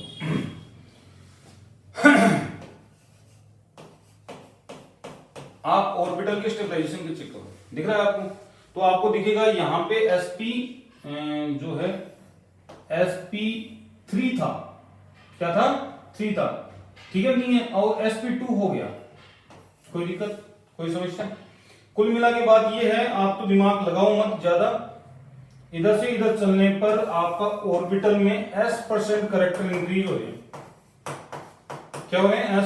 s% करेक्टर इंक्रीज हो रहे हैं। जब s% करेक्टर इंक्रीज होते हैं तो इलेक्ट्रॉन नेगेटिविटी इंक्रीज होती है, और इलेक्ट्रॉन नेगेटिव एटम क्या बोलता है कि मेरे ऊपर चाहे जितना नेगेटिव डाल दो, लेकिन पॉजिटिव डालने की कोशिश भी मत करना, मैं डिस्टेबल हो जाऊंगा। पॉजिटिव में डालो, नेगेटिव डाल दो, जितना डालो उतना, ठीक है नहीं है। तो यहां पे क्या हो रहा है, स्टेबिलिटी का फंडा ये रहेगा ऑर्बिटल वाइज। और दूसरा आप ये भी देख सकते हो, एक 3 मेंबर्ड के ऊपर पॉजिटिव है, एक 4 मेंबर्ड के ऊपर पॉजिटिव है, एक 5 मेंबर्ड के ऊपर पॉजिटिव है, और एक आपका 6 मेंबर्ड के ऊपर पॉजिटिव है, ठीक है नहीं है। तो यहां पे क्या है, s% करेक्टर सबसे ज्यादा है, इस कारण से स्टेबिलिटी का ऑर्डर ये चलेगा, ठीक है नहीं है। s% करेक्टर आपका क्या होगा, सबसे ज्यादा इसमें है, आपको बताया था आउटर जो बॉन्ड एंगल होते हैं वो बढ़ जाते हैं साइक्लोप्रोपेन के, जिसकी वजह से s% करेक्टर इंक्रीज हो जाते हैं। तो सबसे ज्यादा s% करेक्टर इसमें है, और सबसे कम डिस्टेबल ये, सबसे कम स्टेबल ये क्या है, सबसे कम स्टेबल। तो ये कौन सा आ गया, ऑर्बिटल स्टेबलाइजेशन, कोई दिक्कत, कोई समस्या? नेक्स्ट जो है अपना लास्ट 8th, वो है एंटी एरोमेटिक। अब ज्यादा मत लिखो, डिस्टेबलाइजेशन लिखो, डिस्टेबलाइजेशन। भैया एंटी एरोमेटिक क्या करते हैं, डिस्टेबलाइज करते हैं। एंटी एरोमेटिक क्या करते हैं, डिस्टेबलाइज करते हैं। जैसे ये वाला सबसे कम स्टेबिलिटी का कार्बोकेटाइन है, ये सबसे कम स्टेबिलिटी का कार्बोकेटाइन दिख रहा है, नहीं दिख रहा आपको? कोई दिक्कत, कोई समस्या? कर लोगे आराम से। लेकिन एक कंसेप्ट ध्यान रखना जो मैं समझाना चाह रहा हूं, वो क्या है, देखो अगर मैं बात करूं किसकी, और मैं बात करूं बेंजाइलिक की, तो आपको कंसेप्ट तो समझा दिया मैंने कि सर बेंजाइलिक जो है वो कम स्टेबल होता है बनाना बॉन्ड वाले से। लेकिन अगर क्या हो कि इसका स्टेबलाइजेशन फैक्टर एक ही रिंग का हो, और यहां पे स्टेबलाइजेशन फैक्टर डबल रिंग हो जाए, डबल रिंग का मतलब 2 रिंग लग जाए बेंजीन की, तो आपका स्टेबलाइजेशन किसका ज्यादा होगा भाई, रेजोनेंस डोमिनेट करेगा। क्या करेगा, रेजोनेंस डोमिनेट, कोई दिक्कत? और अगर इसका डबल रिंग का रेजोनेंस इन्वॉल्व हो जाए, कैसे, एक साइक्लोप्रोपेन ये आ गई, एक साइक्लोप्रोपेन ये आ गई, यानी डबल बनाना बॉन्ड। तो आपको बता दूं कि ये वाली स्ट्रक्चर आप चाहे यहां पे ले आओ, कोई दिक्कत वाली बात नहीं है, मैं बढ़ाऊंगा कॉपी और ये पेस्ट, आ जाओ। तो इसका इन दोनों में से स्टेबलाइजेशन किसका ज्यादा होगा, इसका होगा। अगर तीसरी रिंग आ गई तो फिर ये डोमिनेट हो जाएगा, उसकी तीसरी रिंग आ गई तो वो डोमिनेट हो जाएगा, इस प्रकार से चलेगा। तो ये फंडे हैं, कुछ ध्यान रखना, बहुत ही बढ़िया बढ़िया, ठीक है भाई, कोई दिक्कत, कोई समस्या? तो आई थिंक आपको स्टेबिलिटी ऑफ कार्बोकेटाइन समझ में आया होगा, ठीक है नहीं? और इसके जो क्वेश्चंस हैं वो आपको मैं अलग से वीडियो दे दूंगा स्टेबिलिटी ऑफ कार्बोकेटाइन में, ठीक है नहीं? 1-2 दिन में ही अपलोड कर दूंगा वो मैं, उसमें बहुत सारे क्वेश्चंस करवा दूंगा कार्बोकेटाइन की स्टेबिलिटी के रिलेवेंट, जो प्रीवियस ईयर में भी आए हुए हैं और आपके प्रैक्टिस के लिए भी काम में आ जाएंगे। ठीक है, नहीं है कोई दिक्कत कोई समस्या? तो ये तो बात हो गई किसकी, स्टेबिलिटी ऑफ कार्बोकेटाइन की। और स्टेबिलिटी ऑफ कार्बोकेटाइन ध्यान रखना, एंटी एरोमेटिक सबसे कम स्टेबल, फिर S% करेक्टर, फिर inductive effect, hyperconjugation, resonance stabilise, lone pair stabilise, बनाना बॉन्ड स्टेबलाइज और एरोमेटिक स्टेबलाइज। और ये रहा एरियो। एरियो का हाथ मत छोड़ना, एरियो हर जगह लगेगा आपका, यहां पे भी लग रहा है देख लो एरियो। एरोमेटिक, बनाना और लोन पेयर, ये तो जबरदस्ती डाल दिए, हालांकि ये भी रेजोनेंस स्टेबलाइज मैं चाहता तो इसमें करवा सकता था, लेकिन जरूरत नहीं है। रेजोनेंस, हाइपर कॉन्जुगेशन, इंडक्टिव और ऑर्बिटल, बस ये ध्यान रखना कि ये वाला फंड अपन ने लगाया है ना, ये वाला, और लास्ट में आएगा एंटी एरोमेटिक। इस कारण से H को अपन ने R और I के बीच में दिया है। कोई दिक्कत कोई समस्या? अब चलेंगे अपन कार्बोकेटाइन की प्रिपरेशन के ऊपर कि कार्बोकेटाइन कैसे बनाया जाता है। चले भाई, तो देखो स्टार्ट करते हैं।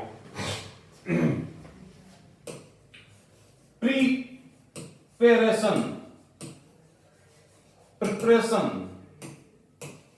Of carbocation. हाँ भाई, ये समझ में आया नहीं है? प्रिपरेशन कैसे करवाओगे कार्बोकेटाइन की, तो सुनो कहानी। आपने 11th में क्या पढ़ा था? आप बोलोगे सर एल्केन पढ़ी थी, एल्काइन पढ़ी थी, एल्कीन पढ़ी थी, एल्काइन पढ़ी थी। जब किसी की भी प्रिपरेशन करवाऊं ना और आपको यूं लगता है कि याद नहीं रहे, तो सीक्वेंस बना लिया करो। एल्केन, एल्कीन, एल्काइन, इसके बाद क्या पढ़ा था? एल्किल हैलाइड, एल्किल हैलाइड या एरिल हैलाइड। ठीक है, हैलाइड में आ गए वो दोनों के दोनों। फिर आपने क्या पढ़ा था? एल्कोहल, एल्कोहल, ईथर, फिनोल, सब इसी में आ गया एल्कोहल वाले चैप्टर में। फिर क्या पढ़ा था? बोले सर कार्बोनिल पढ़े था, पढ़ो आप कार्बोनिल पढ़ो। फिर क्या पढ़े थे? बोले सर एसिड पढ़े थे, कार्बोक्सिलिक एसिड। फिर क्या पढ़ा था? कोई आपसे पूछे तो आप क्या होगे सर कार्बोक्सिलिक एसिड के बाद एसिड डेरिवेटिव पढ़े थे, एसिड के डेरिवेटिव हमने इसी में पढ़े थे। और फिर आपसे पूछा जाए कि क्या पढ़े थे, तो आप बोलोगे सर एमीन्स पढ़े थे। और बोले फिर क्या पढ़े थे एमीन्स के बाद में? बोले नाइट्रो कंपाउंड पढ़े थे। और बोले फिर क्या पढ़े थे? बोले सर फिर जो पढ़ाया जो समझ में नहीं आया है, फिर जो पढ़ाया जो समझ में नहीं आया, कार्बोहाइड्रेट थे, लिपिड थे, फैट थी, ये थी वो थी, और एविडेंस लाइफ साइंसेस थी, वो तो आज तक ही समझ में नहीं आया। ठीक है, नहीं है? तो इसी सीक्वेंस में चला करो ताकि आपको क्या मिल जाएगा? प्रिपरेशन ऑफ कार्बोकेटाइन मिल जाएगा।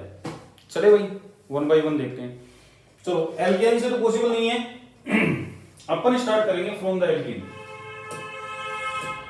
फ्रॉम द एल्कीन, तो पहला आ गया आपका फ्रॉम एल्कीन, एल्कीन से।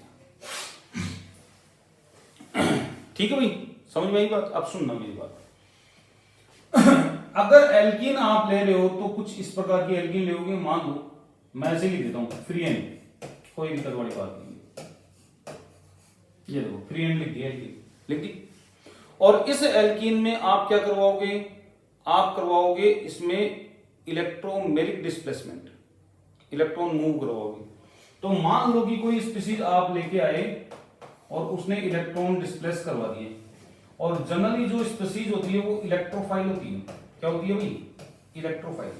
और जब इलेक्ट्रोफाइल यहां पे जुड़ जाएगा, जुड़ेगा ही, तो वो क्या करेगा? Living behind positive charge on other carbon atom, तो बन गया कार्बोकेटाइन। ठीक है भाई?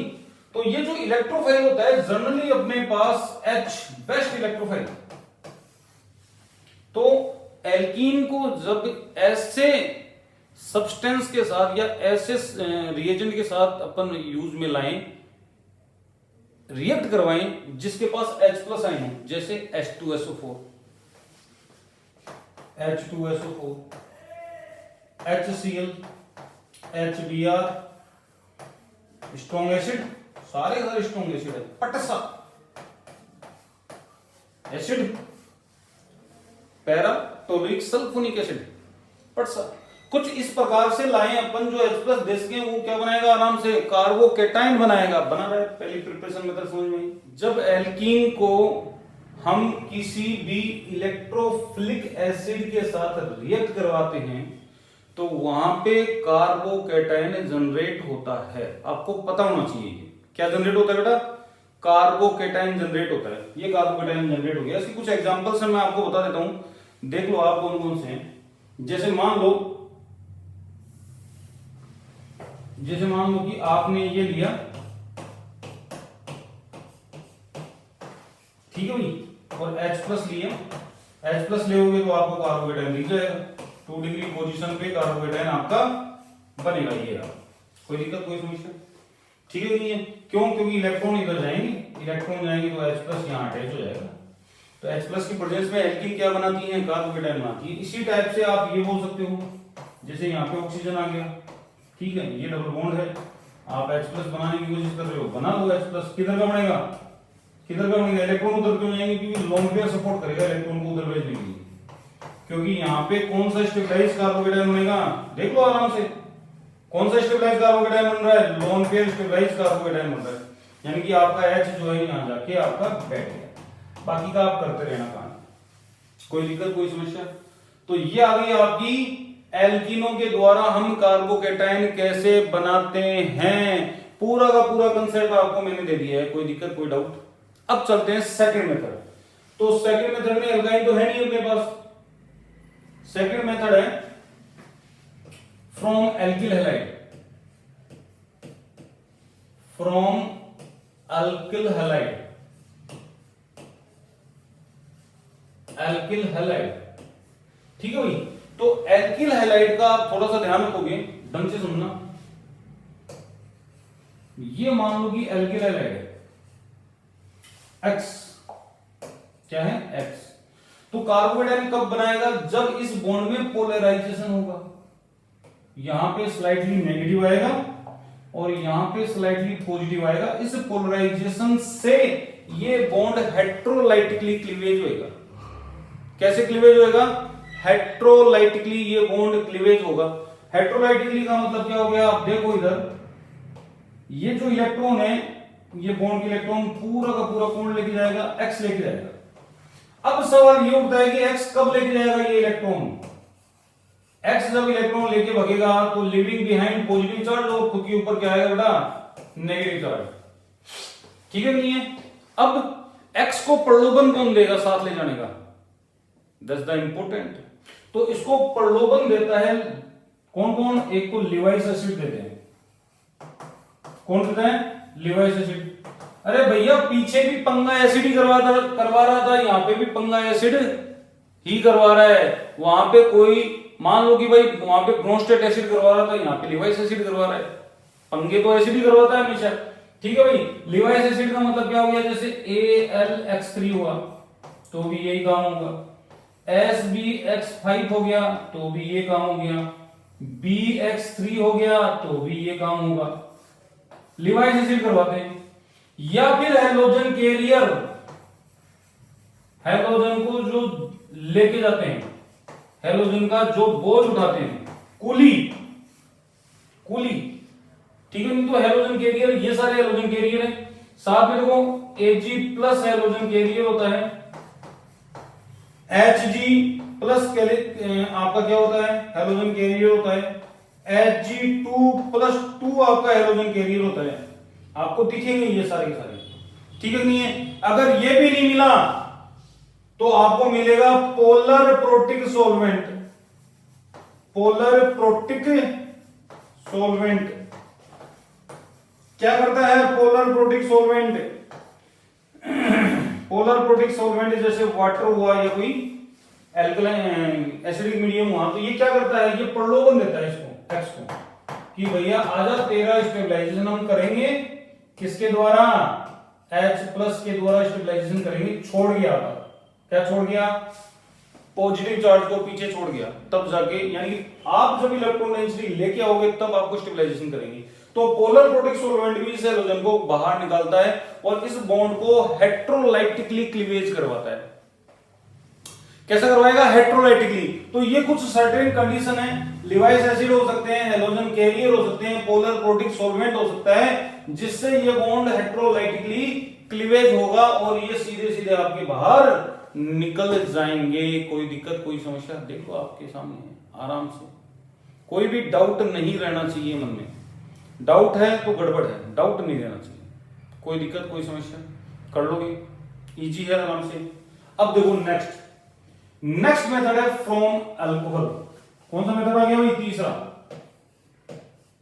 From alcohol. From alcohol, alcohol, ठीक है नहीं है? देखो इधर, ये आपका अल्कोहल है, ROH, कोई दिक्कत? और अल्कोहलों के पास एक चीज होती है जो और किसी के पास नहीं होती, लोन पेयर। आपके सर नाइट्रोजन के पास होती है, बिल्कुल होती है, लेकिन ये अजीबोगरीब लोन पेयर है, मान के चलो। जब आप किसी भी एसिड की प्रेजेंस में इस अल्कोहल को रिएक्ट करवाते हो, कोई सा भी स्ट्रॉन्ग एसिड ले लो, स्ट्रॉन्ग एसिड के साथ इसको रिएक्ट करवाते हो, तो यहां पे सबसे पहले प्रोटोनेशन की प्रोसेस होगी। और प्रोटोनेशन की प्रोसेस से आप देख पा रहे हो कि क्या बनेगा। देखो आराम से समझना, क्या बनेगा यहाँ पे? OH2+ बनेगा। क्या बनेगा? OH2+ बनेगा। कोई दिक्कत, कोई समस्या? कर लोगे आराम से। क्या बन रहा है? OH2+। और जैसे OH2+ बनेगा तो ये क्या बन रहा है? बोले मेरा ऑक्टेट कंप्लीट करके मेरे को न्यूट्रल होके बनेगा। तो यहां से क्या निकलेगा बेटा? Water molecule. और क्या छोड़ के जाएगा पीछे? Leaving behind positive. बन गया कार्बोकेटाइन फ्रॉम द एसिड। कोई दिक्कत? आप इसका टोसाइलेट वर्जन भी यूज में ले सकते हो। जैसे टोसाइल क्लोराइड से रिएक्शन करवा दो आप और OTS बना दो, बना दिया OTS। और OTS का कार्बोकेटाइन बनाने के लिए कौन रेस्पॉन्सिबल होता है? Calcium carbonate. ये उड़ा देता है, यहां पे कार्बोकेटाइन बनाता है, OTS- के रूप में बाहर निकल जाता है। OTS, OMS, OBS सब एक तरीके से ये बाहर निकलते हैं। तो अल्कोहल का भी अपन को समझ में आ गया भाई। अल्कोहल से आप कैसे कार्बोकेटाइन बनाओगे? स्ट्रॉन्ग एसिड ले लेना या फिर टोसाइल क्लोराइड, टोसाइलेट बनाकर कैल्शियम कार्बोनेट लेना, आपका कार्बोकेटाइन बन जाएगा। नेक्स्ट जो है हम ले रहे हैं, नेक्स्ट जो अपन ले रहे हैं वो ले रहे हैं कौन? अल्कोहल के बाद carbonyl compound, from carbonyl compound. अब कईयों के दिमाग में यार होगा सर कार्बोनिल कंपाउंड तो कैटायन बनाता ही नहीं है। नहीं बनाता, मैं खुद बोल रहा हूं, लेकिन अपन गड़बड़ करेंगे, करवाएंगे। देखो इधर, ये कार्बोनिल ग्रुप है, दिख रहा है आपको? देखिए आपको। और कार्बोनिल ग्रुप पर भी हम प्रोटोनेशन करवा सकते हैं। प्रोटोनेशन कहां होगा भाई? यहां पे लोन पेयर, लोन पेयर है तो प्रोटोनेशन है। तो आप देख पा रहे हो कि जैसे ही यहां पे लोन पेयर आएगा, ये पॉजिटिव चार्ज आ गया, और ये पॉजिटिव चार्ज, ये जो पाई इलेक्ट्रॉन अगर पॉजिटिव चार्ज के ऊपर डिस्प्लेस हो गए, तो ये जो आपका बेस कार्बन दिख रहा है, ये पॉजिटिवली चार्ज हो गया। कार्बोकेटाइन बना नहीं बना, अपन को कार्बोकेटाइन बनाने से मतलब है कैसे बनता है, कहां बनता है, डजन मीटर, कितना स्टेबल होता है, वो सब बात की बातें हैं। कार्बोकेटाइन बनाना जरूरी है। कोई दिक्कत, कोई समस्या? ठीक है नहीं है? ऐसा कार्बोकेटाइन किसी लिवाइस एसिड की प्रेजेंस में भी बना सकते हो आप, लिवाइस एसिड की प्रेजेंस में भी बना सकते हो। और अल्कोहल वाला भी लिवाइस एसिड की प्रेजेंस में बना सकते हो आप। अगर मान लो कि अल्कोहल वाला बनाना चाह रहे हो कि नहीं सर मेरे को लिवाइस एसिड दिया हुआ है BF3, मैं क्या करूं? तो भैया BF3 के पास वैकेंट p ऑर्बिटल है, इसके पास लोन पेयर है, दे देगा। और खुद के ऊपर क्या लिया आएगा? खुद के ऊपर क्या लिया आएगा भाई? Positive charge. और भगने के तो एक ही बहाना चाहिए। हाँ भाई, अरे किसी को भगने के लिए एक ही बहाना काफी है, 10 बहानों की क्या जरूरत है? हैं? 10 बहाने करके ले गई दिल। ये देखो, एक बहाना करके भग गया, कार्बोकेटाइन बन गया आपका। तो लिवाइस एसिड भी ये काम कर सकता है, डिपेंड करेगा क्वालिटी के ऊपर। तो फ्रॉम कार्बोनिल कंपाउंड आपने जैसे लिवाइस एसिड दिया, लिवाइस एसिड देते ही क्या हुआ है आपका? कार्बोकेटाइन बन गया है। H+ दोगे तो भी आपका क्या बनेगा? कार्बोकेटाइन। नेक्स्ट ले रहे हैं अपन कौन ले भाई अपन? अपन लेते हैं एसिड डेरिवेटिव। एसिड से तो बनाएंगे नहीं अपन, अब एसिड डेरिवेटिव लेंगे अपन। हाँ जी, कौन सा मेथड था ये, कौन सा मेथड था, फोर्थ, फिफ्थ लेंगे। फिफ्थ कौन सा है, from acid derivative. Acid derivatives, कोई दिक्कत भाई, पहले एसिड डेरिवेटिव। तो एसिड डेरिवेटिव में आप ध्यान रखना, बनता है कार्बोकेटाइन नो डाउट। देखो इधर RCO, Cl लगा हुआ है और आप इसके रिएक्शन करवा रहे हो AlCl3 से, तो देखोगे आप ये इलेक्ट्रॉन पेयर लेके रवाना हो जाएगा, Cl और AlCl4 माइनस बन के बाहर निकल जाएगा, निकल गया। और यहां पे क्या बन गया है, ये बना है असाइलियम आयन। असाइलियम आयन बना दो भाई, असाइलियम आयन को बना दिया आपने। अब ये कार्बोकेटाइन ही है, आपको पता है स्टेबलाइज भी किया था अपन ने इसको लोन पेयर द्वारा, कार्बोकेटाइन ही। लेकिन क्या होता है मैं समझा देता हूं, कई बार अगर R ग्रुप आपका टर्सरी ग्रुप है तो ये फ्रेगमेंटेशन रिएक्शन में चला जाता है। कौन, असाइलियम आयन। देखो इधर फ्रेगमेंटेशन में कैसे जाएगा, ये यहां पे कार्यक्रम तो हो ही रखा है, तो इसको किसकी आदत पड़ जाएगी, बोलेगा साहब मेरे को तो न्यूट्रल मॉलिक्यूल यानी CO निकाल के बाहर फ्री कर दो। आप निकाल दिया CO निकालते क्या होगा, पीछे क्या बन रहा है, कार्बोकेटाइन बन रहा है, नहीं बन रहा, पीछे कार्बोकेटाइन बन गया भाई, देखो आराम से क्या बन गया, पीछे आपका कार्बोकेटाइन बन चुका है, दिख रहा है। तो फ्रॉम एसिड डेरिवेटिव भी अपन कार्बोकेटाइन बना सकते हैं, अपने ऊपर है। नेक्स्ट जो है वो अपन लेते हैं फ्रॉम एमीन्स। कौन सा लेंगे भाई, एमीन्स। तो आपको बता दूं कि जो 1 डिग्री एमीन होती है, कौन सी, 1 डिग्री एमीन, ये देखो ये 1 डिग्री एमीन है, ठीक है। और नाइट्रस एसिड की प्रेजेंस होगी यहां पे HNO2, किसकी प्रेजेंस होगी बेटा, नाइट्रस एसिड की प्रेजेंस। आप नाइट्रस एसिड ले लो, चाहे NaNO2 और HCl ले लो या H2SO4 ले लो, HClO4 ले लो, कुछ भी ले लो, एक एसिड लेना है यहाँ पे। तो ये क्या करता है, डाइअज़ोनियम सोल्ट बनाता है, ये ऐसे क्या बनाता है, डाइअज़ोनियम सोल्ट ऐसे। और ये डाइअज़ोनियम सोल्ट जो होता है, अगर HCl ले रहे हैं तो Cl माइनस, ठीक है। डाइअज़ोनियम सोल्ट जो होता है वो 2 प्रकार का होता है। कैसा होता है, 2 प्रकार का। अभी मैकेनिज्म करके बताऊंगा कैसे बनाया डाइअज़ोनियम, ऐसे नहीं मैकेनिज्म करेंगे। एक तो एलिफेटिक होता है, और एलिफेटिक डाइअज़ोनियम सोल्ट जो होता है, एलिफेटिक डाइअज़ोनियम सोल्ट जो होता है वो अनस्टेबल होता है। सोल्ट या आयन, ये कैसा होता है, अनस्टेबल होता है, अनस्टेबल। और अनस्टेबल होने के कारण ये क्या करता है, इस N2 को बाहर निकालता है, यानी कि लिविंग ग्रुप बन के बाहर निकल जाएगा ये, और ये अपने इलेक्ट्रॉन पेयर लेके भागेगा यहां से, और लिविंग बिहाइंड पॉजिटिव चार्ज, पीछे पॉजिटिव चार्ज छोड़ जाएगा, यानी कि कार्बोकेटाइन बन जाएगा। किसमें, एलिफेटिक में, कोई दिक्कत। और जो एरोमेटिक होता है, एरोमेटिक डाइअज़ोनियम सोल्ट होता है, ठीक है, नहीं है, वो स्टेबल होता है। स्टेबल किसके कारण, due to resonance, due to resonance. Resonance के कारण स्टेबल होता है वो, किसके कारण स्टेबल होता है, रेजोनेंस के कारण, ठीक है, नहीं है, कोई दिक्कत, कोई समस्या बिल्कुल लीजिए। तो रेजोनेंस के कारण क्यों स्टेबलाइज होगा, देखो आप इस पॉजिटिव चार्ज को घुमाना ही तो है आपको, ये देखो हो गया स्टेबलाइजेशन, पॉजिटिव चार्ज रिंग के अंदर जाएगा, क्या दिक्कत होगी, स्टेबलाइजेशन हो रहा है, ये इलेक्ट्रॉन यहां पे होगा। तो पॉजिटिव चार्ज स्टेबलाइजेशन आपको मिल रहा है, इसका मतलब एरोमेटिक डाइअज़ोनियम सॉल्ट स्टेबल होता है। और ये स्टेबल होने की वजह से ये N2 जो है आपका बाहर नहीं निकलता है, यानी कि N2 एलिमिनेशन होकर और इस टाइप का स्पीशीज नहीं बनती है, पहले कह रहा हूं नहीं बनती है, नहीं, ठीक है, नहीं स्टेबल होता है। अब आपको ये बतानी है कि डाइएजोटाइजेशन की प्रोसेस कैसे हुई, तो इसको आप नोट डाउन कर लो, बहुत काम की चीज है ये। डाइएजोटाइजेशन की प्रोसेस बता रहा हूं। तो देखो इधर जो आपका नाइट्रस एसिड है HNO2, क्या भाई HNO2,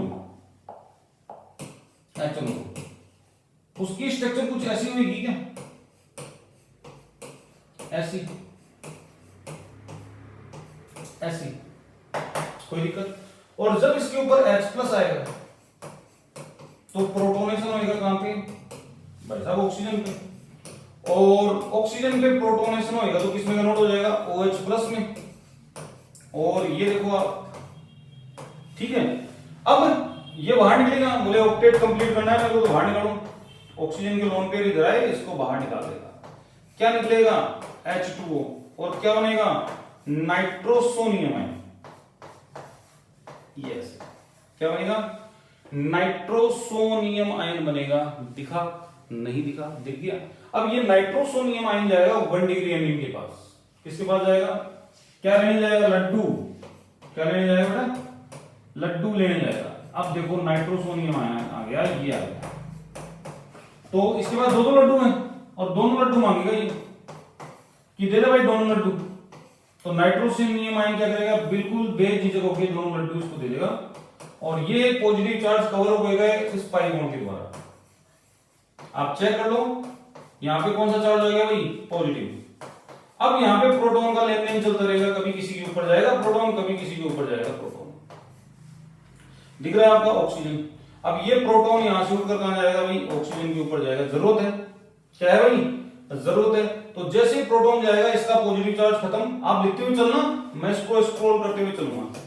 तो देखो इधर नाइट्रोजन के ऊपर आपका न्यूट्रल आ गया कि न्यूट्रल, और इस ऑक्सीजन के ऊपर क्या आ गया भाई, प्रोटॉन आ गया, और ये पॉजिटिव चार्ज आ जाने दो, क्या दिक्कत होगी। आप चाहो तो सॉल्वेंट में निकाल दो, फिर दे दो, 2 स्टेप कर लो, कोई दिक्कत वाली बात नहीं है, ठीक है भाई, कोई दिक्कत।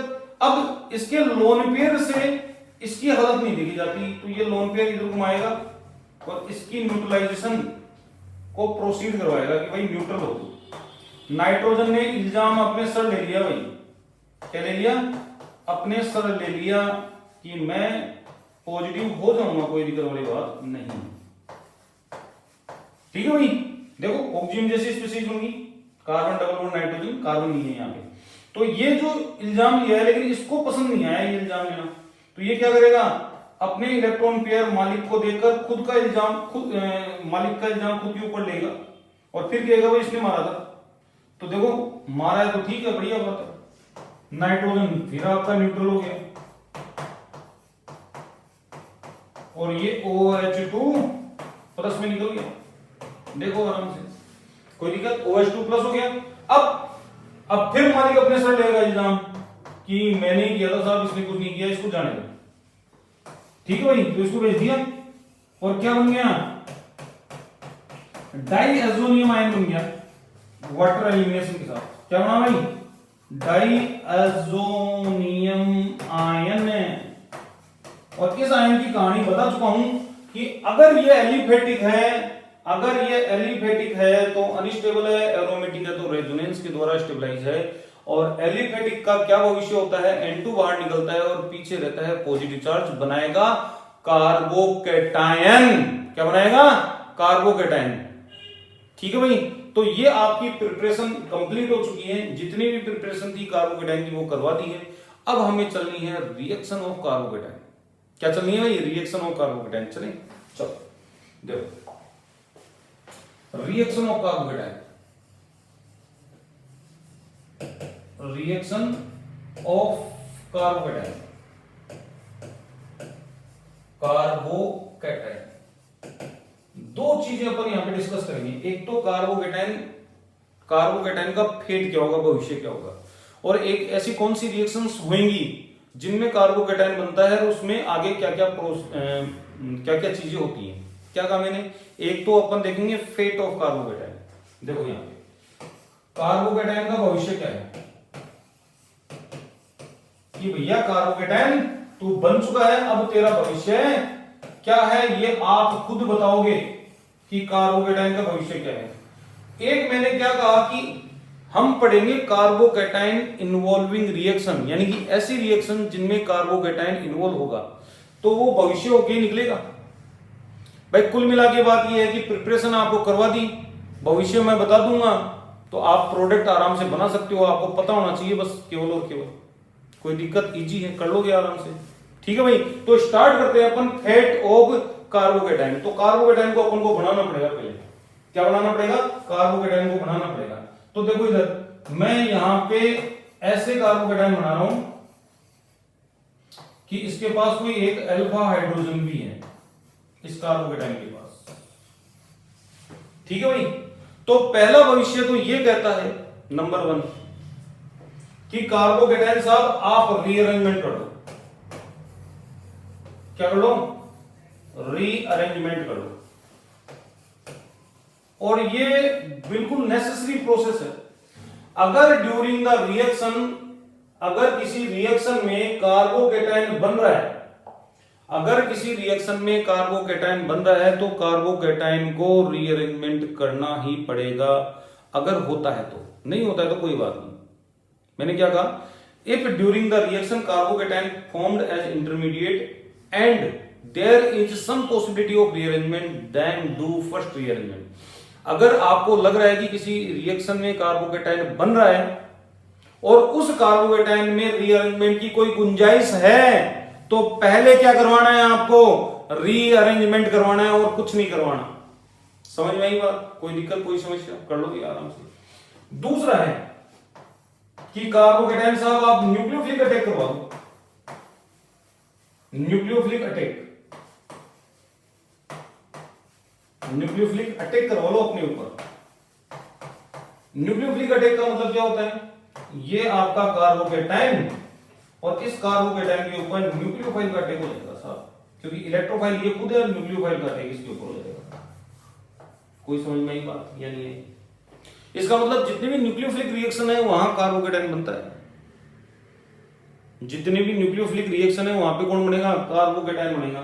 तो आपको क्या लगता है इलेक्ट्रोफिलिक रिएक्शन में नहीं बनेगा? बनेगा, बिल्कुल बनेगा, वहां पे भी बनेगा। लेकिन मैं तो भविष्य की बात कर रहा हूं ना, कार्बोकेटाइन का भविष्य क्या क्या हो सकता है, क्या क्या प्रोसेस हो सकती है कार्बोकेटाइन में। तो पहला है रीअरेंजमेंट, दूसरा जो है आप क्या बोल सकते हो कि न्यूक्लियोफिलिक अटैक करवा दो कार्बोकेटाइन पर, और तीसरा हो सकता है कि भैया अगर रीअरेंजमेंट हो गया, न्यूक्लियोफिलिक अटैक की गुंजाइश नहीं है, तो कार्बोकेटाइन को बोलेंगे भैया प्रोटॉन को एलिमिनेट कर दो। क्या कर दो? प्रोटॉन को एलिमिनेट कर दो। तो यहां पे अपन बोलेंगे प्रोटॉन रिमूव कर दो। किसको बोलेंगे अपन? अपन कार्बोकेटाइन को बोलेंगे भाई तू प्रोटॉन को रिमूव कर दे।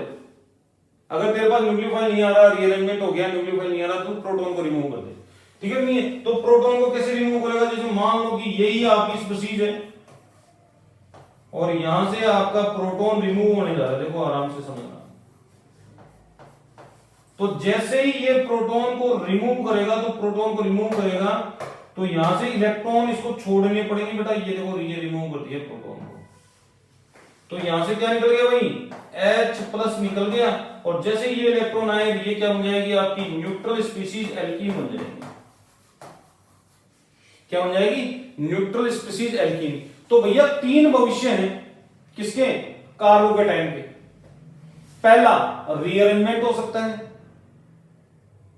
दूसरा न्यूक्लियोफिलिक अटैक हो सकता है, और तीसरा प्रोटॉन रिमूवल हो सकता है। आप ये बता दो इसके अलावा क्या करवा सकते हो इसके अंदर? आप नहीं करवा सकते ना, कुछ नहीं। केवल 3 ही पॉसिबिलिटी है, रीअरेंजमेंट, न्यूक्लियोफिलिक अटैक और प्रोटॉन रिमूवल की। हां, अब जो बात करेंगे वो करेंगे रिएक्शंस ऑफ कार्बोकेटाइन, कि कार्बोकेटाइन किन किन रिएक्शंस में बनेगा। उन सारी रिएक्शंस को अपन क्या करेंगे बेटा? डिस्कस करेंगे। ठीक है नहीं है? लेकिन उससे पहले अपन को क्या पढ़ना जरूरी है? क्या पढ़ना जरूरी है? रीअरेंजमेंट ऑफ कार्बोकेटाइन को पढ़ना जरूरी है। तो करें स्टार्ट रीअरेंजमेंट ऑफ कार्बोकेटाइन को।